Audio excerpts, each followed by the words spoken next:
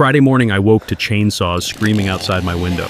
My entire Christmas tree farm, 2,000 mature Fraser firs worth $23,000, my daughter's college fund, being harvested and sold by thieves in broad daylight. Fresh stumps bled sap into the frost. Commercial truck tracks scarred my land. The diesel stench poisoned the December air.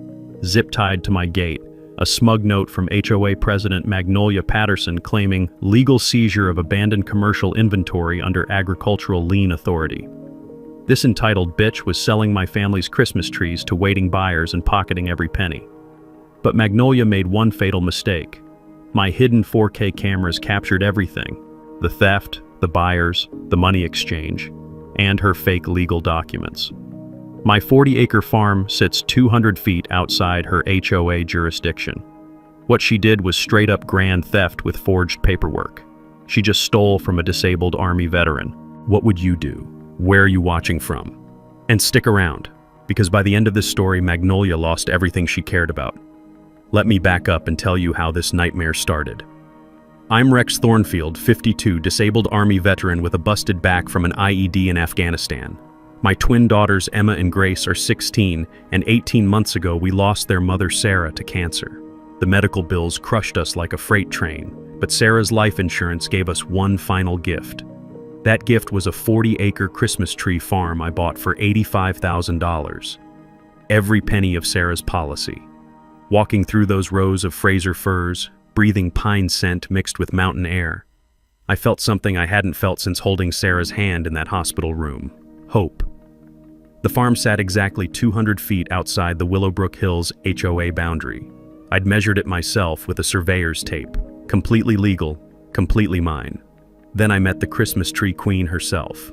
Magnolia Patterson rolled up in her white Range Rover like she owned the place. Picture your worst HOA nightmare. Perfectly coiffed blonde hair, tennis outfit that probably cost more than my truck payment, and that fake smile that never reaches the eyes. But here's what blew my mind. This woman wasn't just some busybody neighbor. She was running a full-scale Christmas tree racket with a brilliant criminal twist. Every October, Magnolia took pre-orders from 12 upscale neighborhoods. We're talking 400-plus families paying $120 to $180 per tree, thinking they were getting premium locally sourced Fraser firs from Patterson Farms. She collected $90,000 in deposits annually, with $90,000 balance due on delivery. Her business model was borderline genius if you ignore the fraud part. Source trees from desperate farmers, mark them up 400%, and deliver to wealthy suburbanites who didn't question anything as long as the trees looked premium. But here's her criminal masterstroke. When farmers refused to sell, Magnolia had developed a debt collection scheme to simply take what she wanted. The problem? She'd lost 2 supplier farms to development in 2024 and was sweating bullets about fulfilling $180,000 worth of customer orders. She'd already spent most of the deposits and desperately needed inventory to avoid fraud charges. The day after I signed the deed, Magnolia appeared at my gate like a perfectly manicured vulture. "Rex, honey," she purred, her nauseating floral perfume somehow drowning out the natural pine scent. "I'd like to propose a partnership. I handle all the premium Christmas tree sales around here. Established clientele, proven systems. You cut, I sell, we split, 60-40. I politely declined. Told her I planned to sell direct to families, keep things simple and honest. That's when the mask slipped completely. "You have no idea how Christmas trees work around here," she snapped, that sugar-sweet tone turning colder than a January morning. "I've got contracts to fulfill and customers who expect quality. I hope you don't make this difficult for yourself." As she drove away, I caught her photographing my best trees with a professional camera. But more disturbing, I saw her reviewing what looked like legal documents and taking notes about my property. My daughters were over the moon about the farm. Emma, my little accountant, was already planning profit margins and customer databases. Grace wanted to set up a hot chocolate stand and play Christmas music, watching them excited about something for the first time since their mom died. That was worth more than money. The math was tight but workable. I needed $25,000 for their college applications by spring. At $40 per tree direct to families, I could clear that easily and still have emergency funds. Local families were genuinely thrilled about having an authentic tree farm. No more highway robbery at big box stores or sketchy parking lot dealers. But Magnolia wasn't giving up. Over 2 weeks, I spotted her conducting surveillance and asking neighbors detailed questions about my finances, property ownership, and any potential debts. The biggest red flag? She started posting in neighborhood Facebook groups about abandoned commercial property and failed agricultural ventures with outstanding liens in the area. What I didn't realize was that Magnolia was already building a legal framework to steal my trees. She'd researched agricultural lien laws and was preparing forged documents to justify seizing my inventory as debt collection. She'd already sold my trees to 400+ families. I was just the obstacle standing between her and $180,000 in criminal profits. Week 1 after Thanksgiving, I got my first taste of Magnolia's sophisticated playbook. A certified letter arrived claiming I owed $25,000 in outstanding agricultural equipment liens to the previous farm owner's estate. The letterhead looked official: Millbrook County Agricultural Debt Recovery, complete with fancy logos and legal jargon that would scare most honest folks into immediate compliance. But this wasn't just intimidation. This was the foundation of her theft justification. My first instinct was panic. 25 grand I didn't have for equipment I'd never heard of? But then my army training kicked in. In Afghanistan, we learned to verify intel before acting on it because bad information gets people killed. I drove to the courthouse basement, where the musty smell of old paper and fluorescent lighting reminded me why most people avoid doing their own legal research. 3 hours later, digging through deed books that probably hadn't been touched since the Clinton administration, I had my answer. The previous owner died with no estate, no outstanding liens, no equipment debts. This letter was pure fiction. Even better, I discovered Magnolia had tried variations of this scam on 3 other local farmers in the past 2 years. Same fake letterhead, different bogus debt claims. 2 had paid money they didn't owe. 1 had sold his property to settle fabricated liens. While I was playing courthouse detective, Magnolia launched phase 2 of her legal framework. She filed a complaint with county code enforcement claiming my farm was abandoned commercial property operating without permits under outstanding agricultural liens. Her evidence? Photos of my property taken during the 1 weekend I'd driven the girls to visit their aunt in Richmond, because apparently taking your grieving teenagers to see family constitutes property abandonment. But here's where it got sophisticated. Magnolia had prepared fake agricultural lien documentation claiming she was the legal creditor authorized to seize my trees as collateral for the fabricated debt. The code enforcement officer who showed up looked genuinely confused. "Lady who called says this place has been abandoned and there are legal questions about ownership," he said, staring at my well-maintained trees and freshly painted barn. I handed over my clear deed, agricultural permit, business registration, and tax records. Everything spotless and legally documented. "Sorry to waste your time," he said, shaking his head. "We get false reports, but this one came with what looked like legal documentation. You might want to contact a lawyer about someone using your property in fraudulent claims." That's when Emma made her crucial discovery. My daughter was doing homework at the local coffee shop when Magnolia walked in, talking loudly on her phone while reviewing a stack of official-looking documents. "Yes, I can absolutely guarantee delivery of 200 premium Fraser firs by December 15th, Magnolia was saying, spreading papers across her table. Patterson Farms has legally acquired the finest Christmas trees in 3 counties through agricultural debt recovery. That's $24,000 for the whole lot, and I have the seizure documentation to prove legitimate ownership. Emma texted me immediately.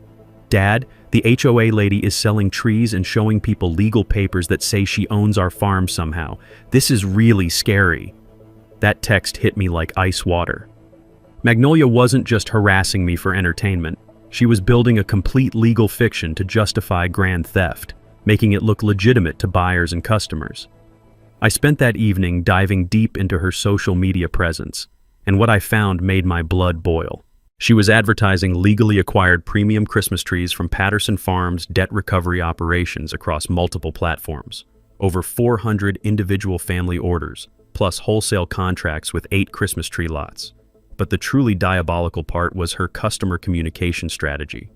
Magnolia was telling pre-order customers that their trees needed additional growing time and specialized harvest timing to ensure premium quality. She'd convinced 400+ families to wait for December delivery while she figured out how to steal my inventory. The paperwork she was showing buyers was masterful forgery. Fake agricultural lien seizure orders, fraudulent debt recovery authorizations, and forged legal ownership transfer documents, all designed to make theft look like legitimate business.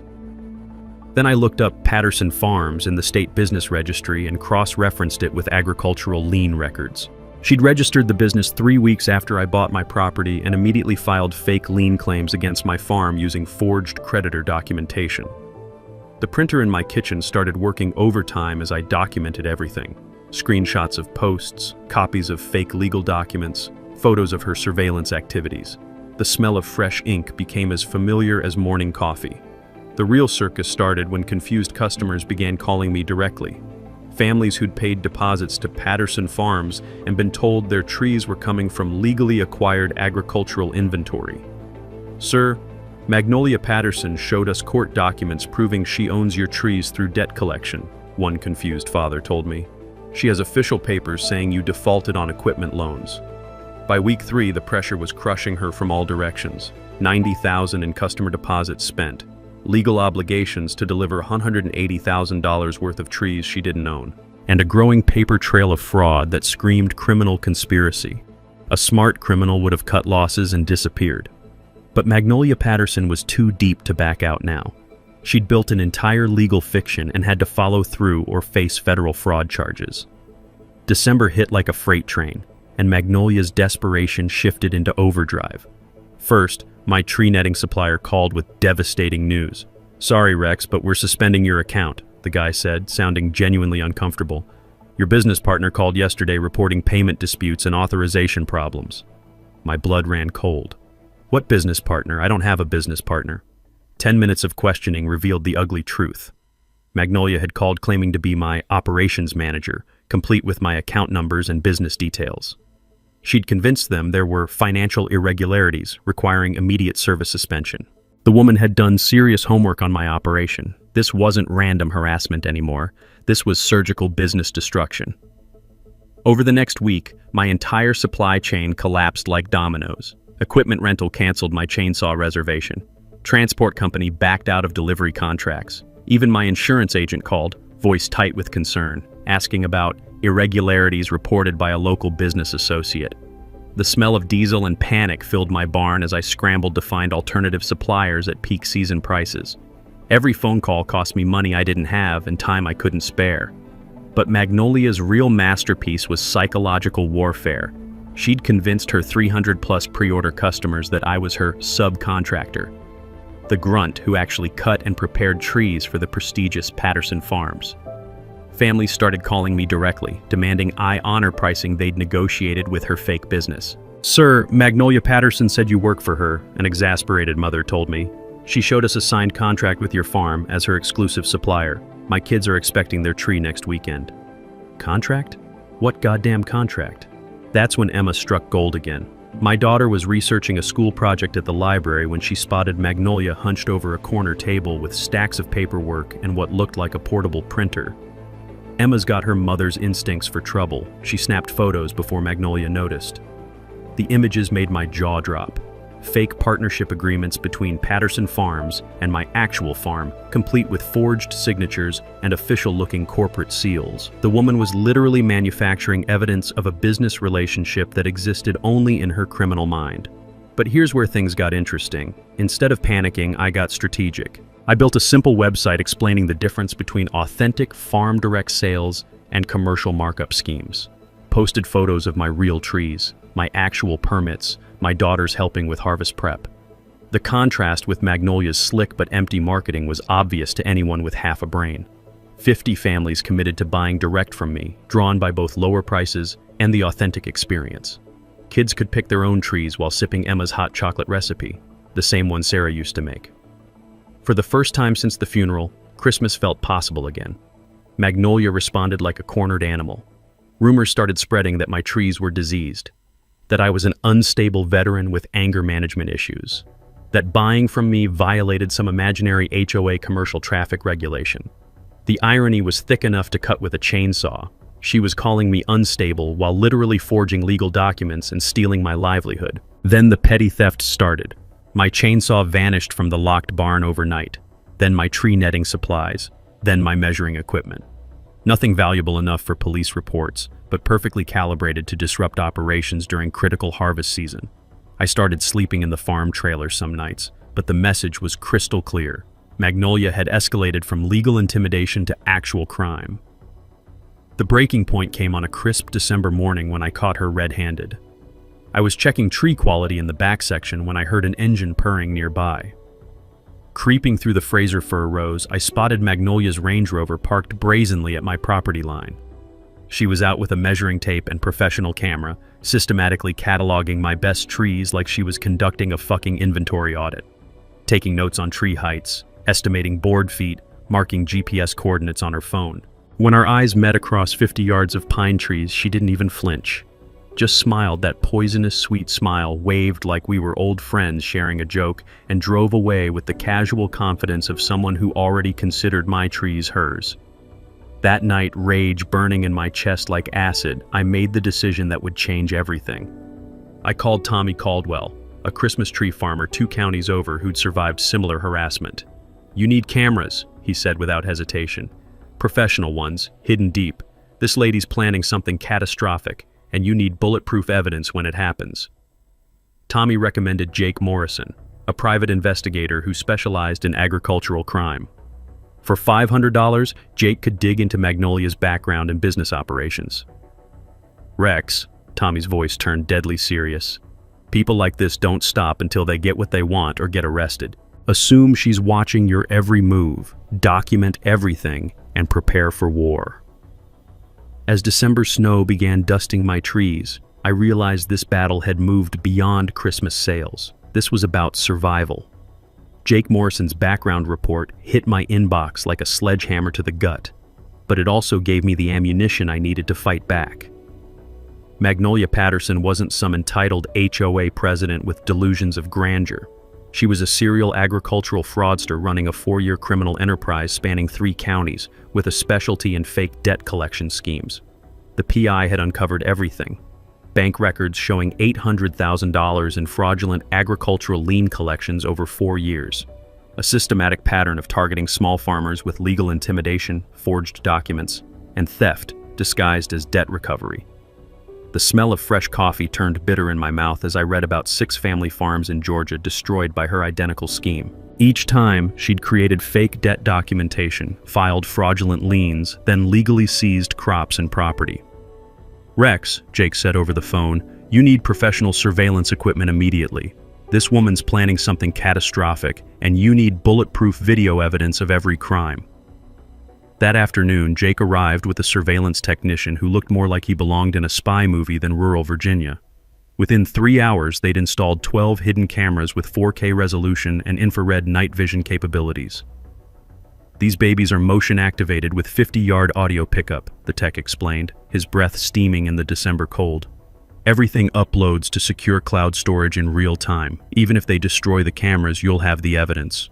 The cameras vanished into my landscape like ghosts, hidden in hollow fence posts, camouflaged among pine branches, disguised as birdhouses so authentic I had to mark their locations to find them again. Strategic placement was everything. Jake positioned cameras to capture the premium tree section from multiple angles, access roads for vehicle identification, and the main transaction areas where money would change hands. "Think like a prosecutor," Jake advised. "You need clear footage of faces, license plates, equipment, and cash exchanges. Leave nothing to chance." The next morning brought a December frost so thick it looked like powdered sugar on my windshield. Through the diner's steamed windows, I spotted Magnolia in a back booth with 4 rough-looking guys in work clothes, papers spread across the table like a battle plan. I recognized the biggest one immediately: Bruce Patterson, her husband, whose construction company was hemorrhaging money faster than a punctured tire. The other 3 looked like the kind of crew who'd steal Christmas trees for beer money and sleep just fine afterward. Emma, channeling her inner spy, casually walked past their table heading to the restroom. My daughter had inherited Sarah's gift for seeming innocent while gathering intelligence. Her text made my blood freeze. "Dad, they're planning Friday night operation premium section, 2 truckloads minimum. Bruce has photos of our farm and something called a seizure authorization order." Friday was December 22nd, the night before my biggest sales weekend. Following diesel fumes and intuition, I tracked down Pete's Christmas tree lot 30 miles east. The owner, a weathered guy with tobacco-stained teeth, was surprisingly candid when I introduced myself as a fellow tree farmer. "Yeah, I got standing orders with Patterson Farms for debt recovery inventory," he admitted, spitting brown juice into a styrofoam cup. "Lady brings me wholesale trees with proper legal documentation. Legitimate seizure operations, all above board." "What kind of volume are we talking about?" Pete's answer nearly knocked me over. 500 premium Fraser firs this weekend. Already cleared warehouse space and hired crews for midnight unloading. She shows me court orders and seizure documents. Everything looks legal. 500 trees. My entire premium section. The college fund Emma and Grace were counting on. But the detail that made my head spin was Magnolia's documentation. Pete showed me photocopies of agricultural lien seizure orders and legal inventory recovery authorizations that looked authentic enough to fool most people. She'd created an entire fake legal framework to make grand theft appear legitimate to buyers. That evening brought Emma's most dangerous discovery yet.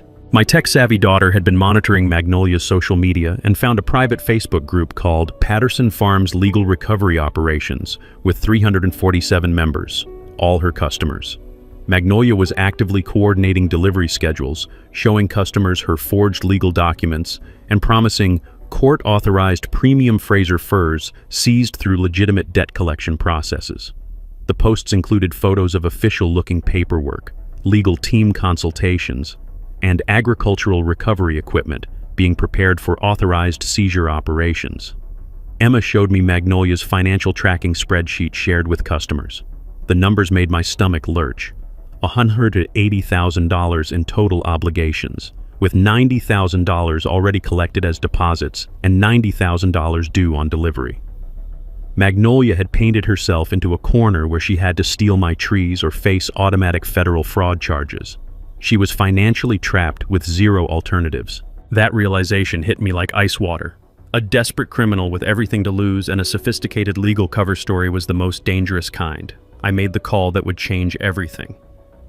"Detective Walsh, this is Rex Thornfield. I think it's time we discuss that agricultural fraud case you're building. I've got video surveillance ready and a theft operation planned for Friday night." As December wind rattled my windows, I stared at my trees standing sentinel in the moonlight, now protected by invisible electronic guardians.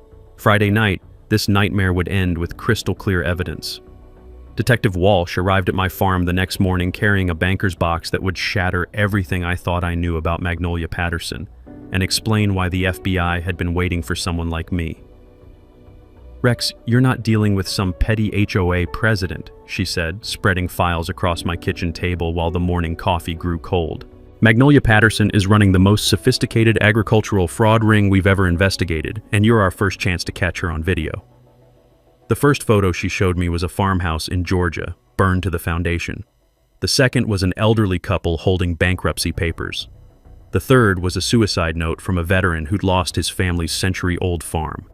All victims of Magnolia's debt collection scheme. Over 4 years, she systematically destroyed 43 family farms across 3 states, Detective Walsh continued, her voice tight with barely controlled anger.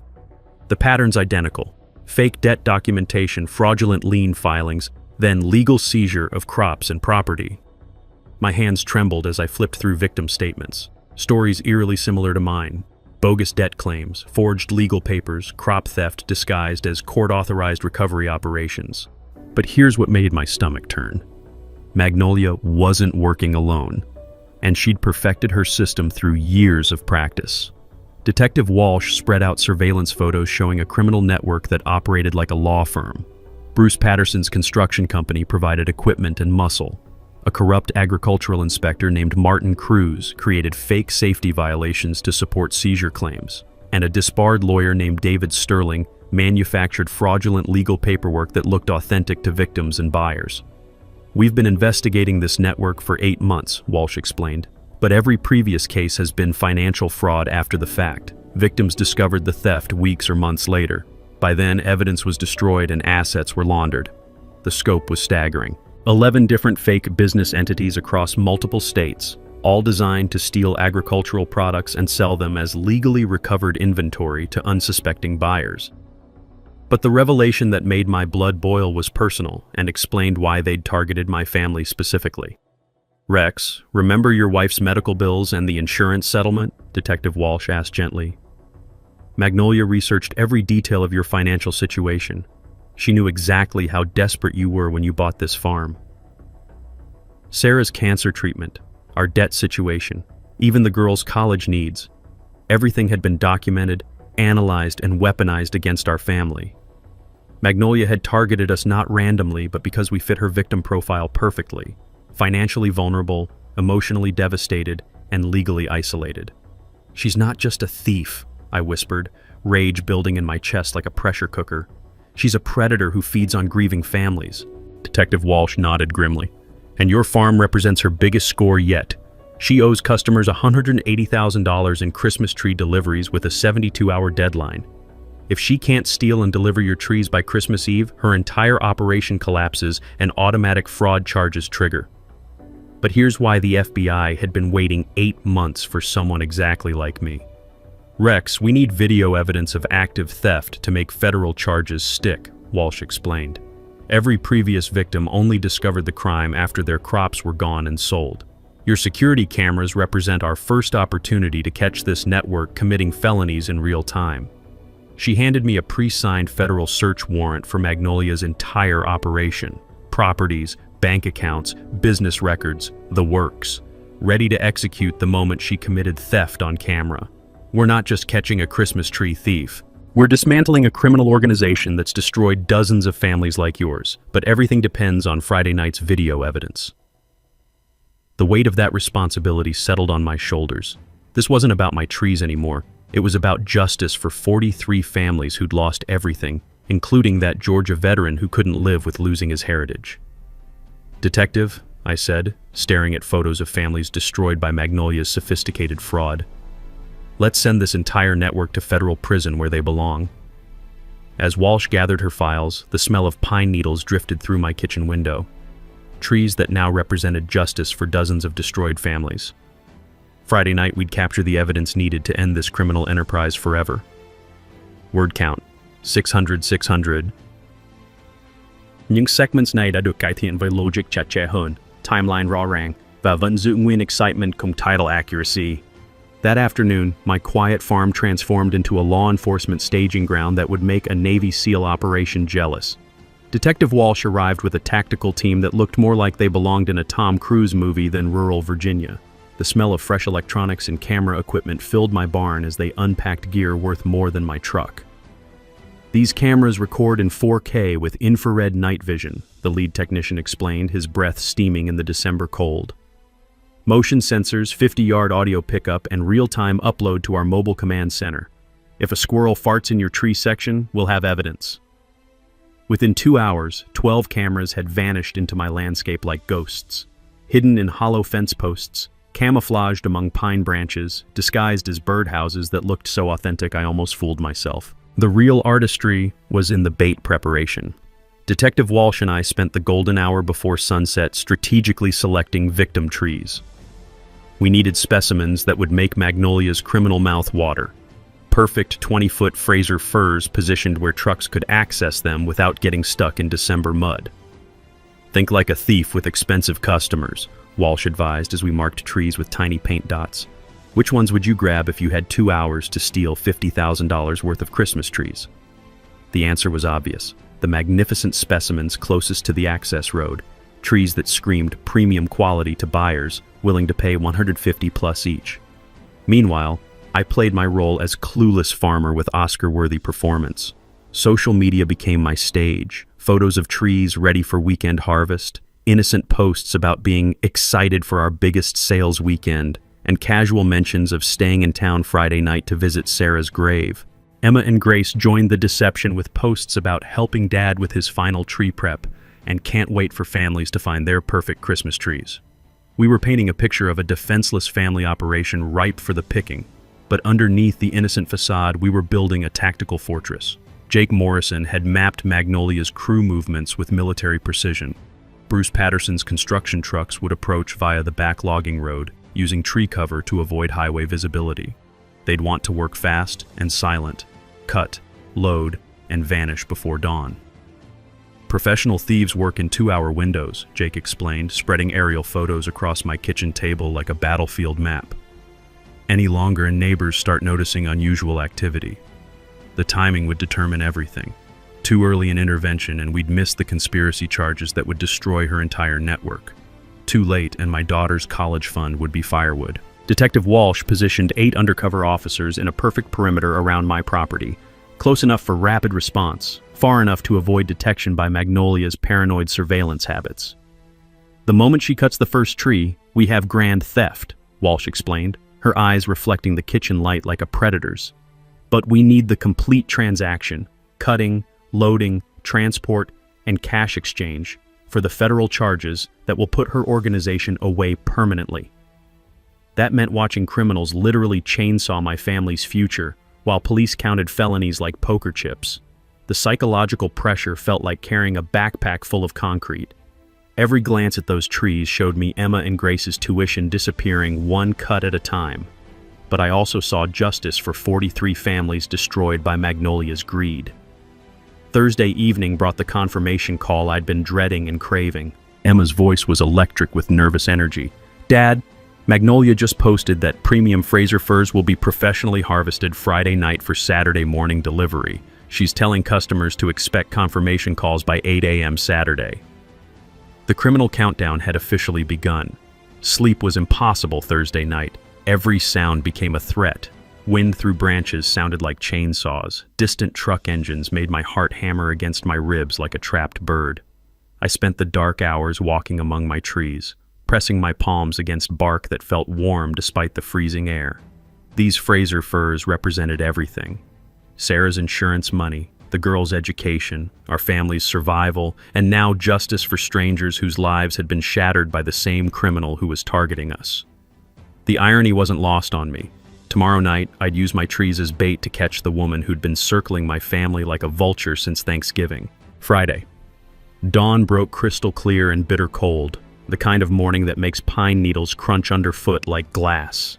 Everything was ready. Cameras charged, police positioned, evidence files organized like ammunition. Emma brought me coffee in Sarah's favorite mug, her young face tight with worry and determination.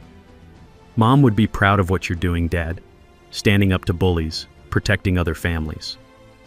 As steam rose from the coffee and mixed with my breath in the frigid air, I realized my daughter was right. Tonight, we'd honor Sarah's memory by ensuring no other family suffered what we had. Friday morning brought 3 phone calls that made my blood turn to ice water. First was Janet Miller from Channel 7 News, voice bubbling with fake enthusiasm. "Mr. Thornfield, we'd love to do a live segment tomorrow about your heartwarming Christmas tree farm. A disabled veteran bringing joy to families. Our viewers would absolutely love that story." I politely declined, but the message was clear. Someone was trying to flood my property with media attention, right when Detective Walsh needed it quiet for the sting operation. Second call came an hour later. "Detective Walsh," her voice sharp as broken glass. "Rex, Magnolia's people just filed an emergency injunction claiming you're operating an illegal commercial business. They want all tree sales stopped immediately pending a court hearing." The legal papers arrived by courier before lunch, reeking of expensive cologne and desperation. David Sterling, the crooked lawyer in Magnolia's network, had crafted a masterpiece of legal intimidation. Zoning violations, safety hazards, unauthorized commercial activity. Enough bureaucratic bullshit to bury a small farmer in paperwork. But here's what made my hands shake. The injunction took effect at midnight Friday, exactly when Detective Walsh expected the theft to begin. Magnolia was creating legal cover for her crime. If my operation was illegal, then seizing my abandoned inventory became a public service, not grand theft. The woman was trying to steal my trees and claim she was protecting the community. Third call came from Emma, monitoring social media from school. Her voice cracked with nervous energy. "Dad, Magnolia just posted that tonight's harvest will proceed under emergency agricultural protocols to prevent tree spoilage. She's telling 347 customers to expect delivery calls by dawn." She was literally announcing her planned theft to hundreds of people and calling it emergency agriculture. But the detail that made Detective Walsh curse like a wounded Marine was the timing change. Magnolia had moved the operation from midnight to 10 p.m., compressing our response window and increasing civilian risk. That meant Emma and Grace would still be awake when criminals invaded our property. I immediately called their aunt in Richmond, my voice steady despite the panic clawing at my chest. "Linda, the girls need to visit you tonight. Family emergency, they'll explain later." As Emma packed her overnight bag, the smell of her strawberry shampoo mixing with pine scent from the window made my throat tight. She hugged me with tears streaming down her face. "Dad, promise me you'll be careful. Mom would never forgive us if anything happened to you fighting these horrible people." The weight of her words hit me like a sledgehammer. I was risking my life and my daughter's future to catch criminals who'd already destroyed 43 families. But the alternative was letting Magnolia win and watching her destroy the next victim. By afternoon, the pressure was building like a thunderstorm. 3 more confused families called demanding pickup schedules for Patterson Farms orders. A county inspector showed up asking about noise complaints and commercial activity violations. My insurance agent called with urgent concerns about liability coverage. Magnolia's network was applying coordinated pressure, trying to rattle me into shutting down or making fatal mistakes. The breaking point came at 4 p.m. when Bruce Patterson rolled up to my gate with 2 construction gorillas and a clipboard full of fake authority. "Rex, we're here about the emergency tree removal," Bruce announced, his voice oozing false concern. "County inspector says these trees are diseased and pose a public safety hazard. We're authorized for immediate removal." I stepped outside, December air biting my lungs as I fought to keep my voice level. "Show me the paperwork, Bruce." He handed over documents that looked official but smelled like pure bullshit. Emergency Agricultural Removal Order, signed by Martin Cruz, the corrupt inspector Detective Walsh had been tracking for months. "Get off my property," I said quietly, thinking of Sarah's grave and my daughter's future. "You have no authority here, and every word you're speaking is being recorded."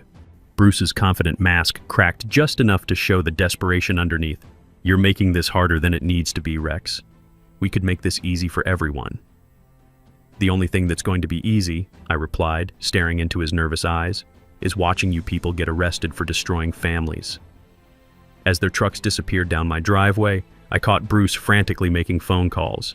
The crew was getting spooked, probably realizing their intimidation tactics had failed completely. Detective Walsh arrived as sunset painted my Fraser firs in gold and crimson light, like a Christmas card written in fire. "Final briefing time, Rex," she said, her breath steaming in the frigid air. "In 6 hours, this nightmare ends permanently." As we reviewed camera positions and arrest procedures one last time, the December wind carried the scent of pine sap and approaching justice. Tonight, Magnolia Patterson's criminal empire would fall like timber. Friday evening brought the longest hours of my life, each minute crawling by like wounded time. At 6 p.m., Detective Walsh positioned her mobile command center in Tommy Caldwell's abandoned barn half a mile away. The back of her unmarked van looked like something from a spy movie, 12 monitors showing crystal-clear feeds from cameras I still couldn't spot in my own trees. "Every angle of your premium section is covered," she assured me, the green glow from the screens making her face look ghostly.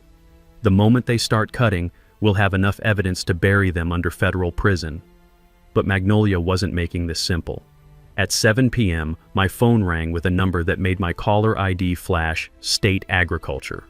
A woman's voice, professional but urgent.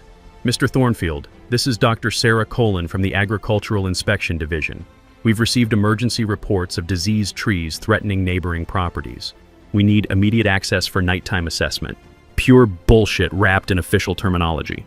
The real agricultural department had been closed since 4 p.m., and Detective Walsh had confirmed no legitimate inspections were scheduled. "Ma'am, you'll need to schedule that through proper channels on Monday," I replied, my Army training keeping my voice level while my heart hammered like machine gun fire. "They're probing," Detective Walsh's voice crackled through my earpiece. "Testing if you're actually home and alert. Textbook criminal reconnaissance." At 8 p.m., the December air turned sharp enough to cut glass, my breath steaming as snow clouds gathered overhead like an ominous ceiling. I retreated to my trailer as planned, lights blazing to suggest normal evening routine while actually positioning myself with clear sight lines and communication equipment. The waiting felt like being buried alive in anxiety. Every sound became a threat assessment. Wind rattling my windows sounded like approaching vehicles, distant highway noise mimicked truck engines. Even my own breathing seemed too loud for safety. Then Emma called from Richmond, her voice tight with the kind of fear that cuts straight through a father's heart. Dad, Magnolia just posted her final update to the customer group. Tactical harvest crew deploying for immediate inventory extraction. Premium trees will be secured and processed within 2-hour operational window. She's talking like this is some kind of military assault. Military terminology. That detail made my blood turn cold as the December air outside. Magnolia wasn't just planning theft. She was conducting a paramilitary operation with professional criminals. At 9 p.m., Detective Walsh's voice exploded through my earpiece. Rex, we have contact. 3 vehicles approaching your back access road, running silent with infrared navigation. This is not amateur hour. I switched to the camera app on my phone and watched my peaceful tree farm transform into a war zone in real time. 3 black vehicles emerged from the forest like mechanical predators. A professional equipment truck loaded with chainsaws and loading gear, a flatbed trailer for transport, and what looked like an armored chase vehicle for security. 6 figures in tactical black clothing deployed with military precision, carrying equipment that belonged in a special operations arsenal rather than a tree theft. Night vision goggles, professional communication headsets, and chainsaws that probably cost more than my truck. Holy shit, Detective Walsh whispered over the radio. These guys move like they've done this 100 times. Rex, stay down and trust the process. Through the green-tinted camera feeds, I watched Bruce Patterson directing his crew with hand signals, while Magnolia stood beside her white Range Rover, clutching what appeared to be thick envelopes, cash payments for buyers she'd already arranged. At 9:15 p.m., the first chainsaw screamed to life. That mechanical roar cutting through the December silence hit me like a physical blow. I was watching criminals systematically destroy trees that Sarah's life insurance had helped grow, trees that represented Emma and Grace's college dreams being cut down and stolen one Fraser fir at a time. Each fallen tree was $150 ripped from my daughter's future, but Detective Walsh held her tactical team back with iron discipline. We need the complete transaction for federal charges, loading, transport, and cash exchange. Do not let emotion compromise 4 months of investigation. At 9:30 p.m., headlights appeared on the main highway. Pete's Christmas tree lot truck, arriving exactly on schedule to purchase stolen merchandise, driving straight into our federal sting like a moth into flame. The irony tasted bitter as December air. Tomorrow morning, families would buy these stolen trees to celebrate Christmas, never knowing their holiday decorations represented the destruction of another family's dreams.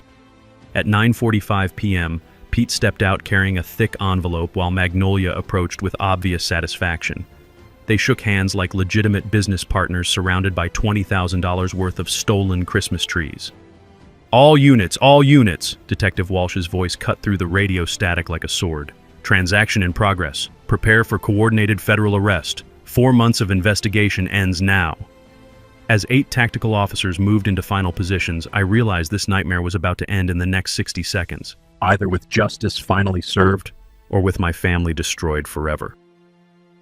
At 9:47 p.m., Detective Walsh's voice cut through the radio silence like a battle cry. Go, go, go! Federal agents execute arrest warrants! The December night exploded into chaos. 8 tactical officers emerged from the darkness like avenging angels, their flashlights turning my tree farm into a blazing crime scene. The smell of diesel exhaust mixed with pine sap as truck engines revved and chainsaws died mid-cut. Federal agents, drop your weapons and get on the ground! Bruce Patterson's crew scattered like roaches when the lights hit, but there was nowhere to run. Officers had positioned themselves in a perfect perimeter, cutting off every escape route through the Fraser fir maze. I watched through my cameras as Magnolia's face went from triumphant greed to pure terror in the span of 2 seconds. The thick envelope of cash fell from her hands, bills scattering across the frozen ground like evidence confetti. "This is a mistake!" she screamed at Detective Walsh, her perfect suburban composure cracking like ice. "These are abandoned trees. I have legal documentation." "Ma'am, you have the right to remain silent," Walsh replied coolly, pulling out handcuffs that gleamed under the tactical lights. "And I strongly suggest you use it." But Magnolia wasn't going quietly. "You don't understand," she shrieked, pointing at me emerging from my trailer. "He's operating illegally. I'm protecting the community from commercial violations. Check the paperwork." Detective Walsh held up a thick folder that made Magnolia's face drain of color. "You mean these forged documents from your fake law firm? Or maybe the fraudulent inspection reports from your corrupt agricultural inspector?" We've been watching your entire criminal network for 8 months." The buyers from Pete's Christmas tree lot stood frozen beside their truck, cash envelope still in hand, suddenly realizing they'd driven straight into a federal sting operation. "Officer, we had no idea these trees were stolen," Pete stammered, hands raised like he was surrendering to an army. "The lady said she owned a legitimate farm operation." "Save it for your lawyer," Walsh replied, signaling for additional officers to secure the scene. But here's where Magnolia made her final, fatal mistake.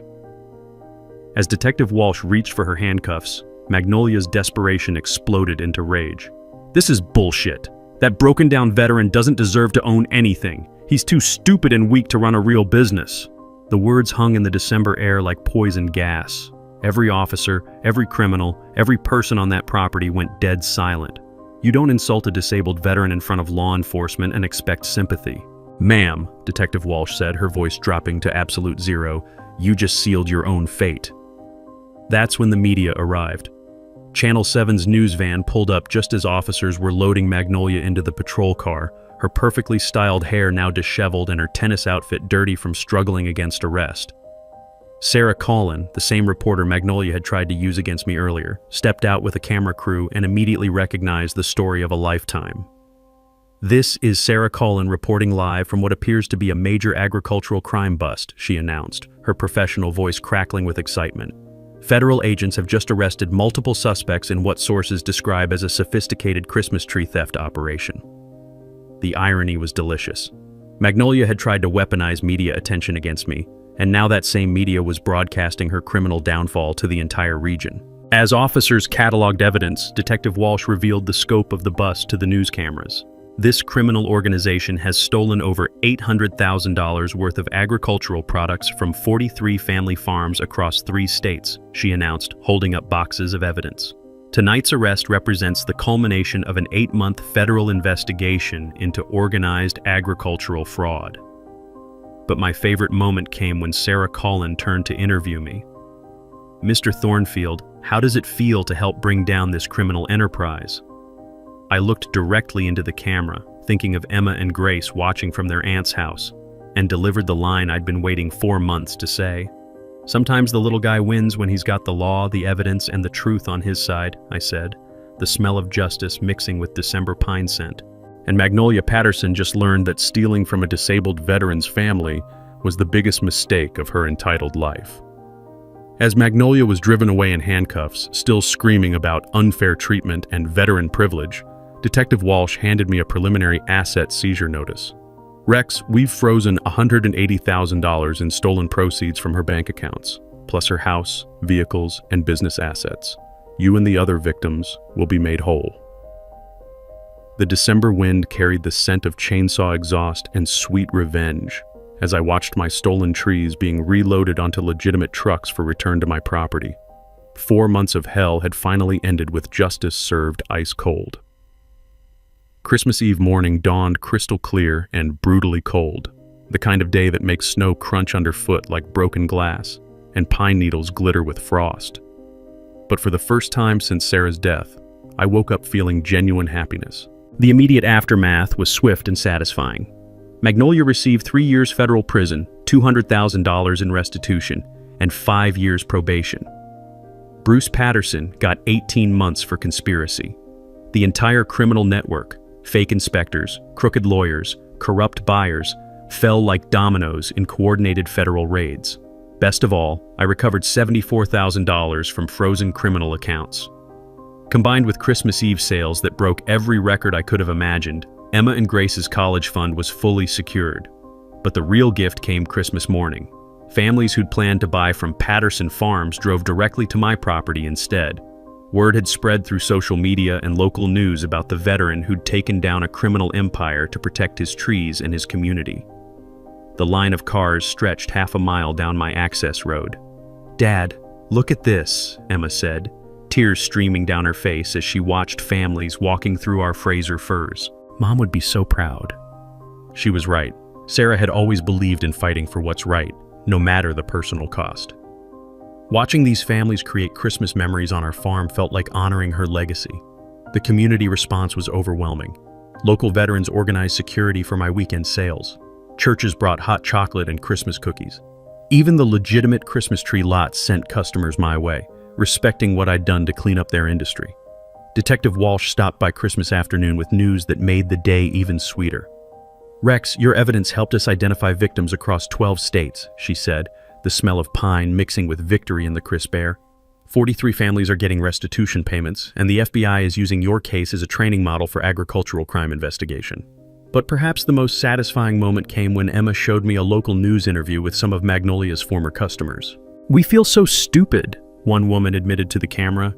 "We paid premium prices thinking we were supporting local agriculture, but we were actually funding crime against the very farmers we thought we were helping."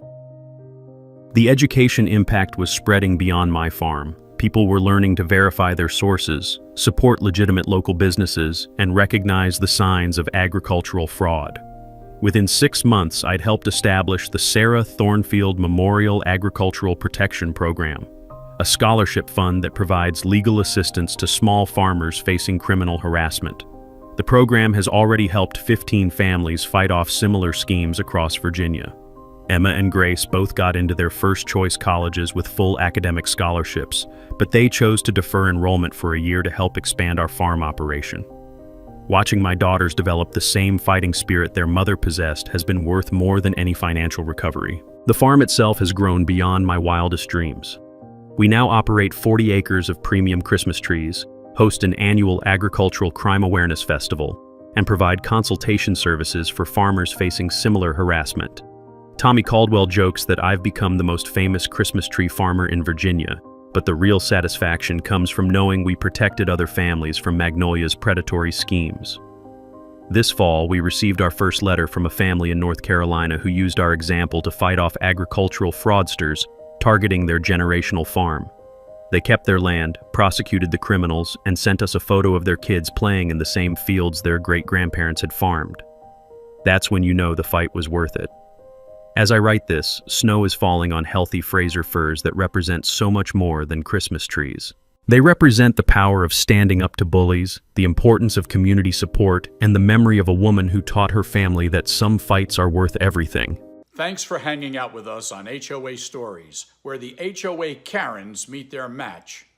If this story had you cheering or cringing, go ahead and like the video. Drop a comment with your reaction, and hit subscribe so you're ready for the next wild HOA tale.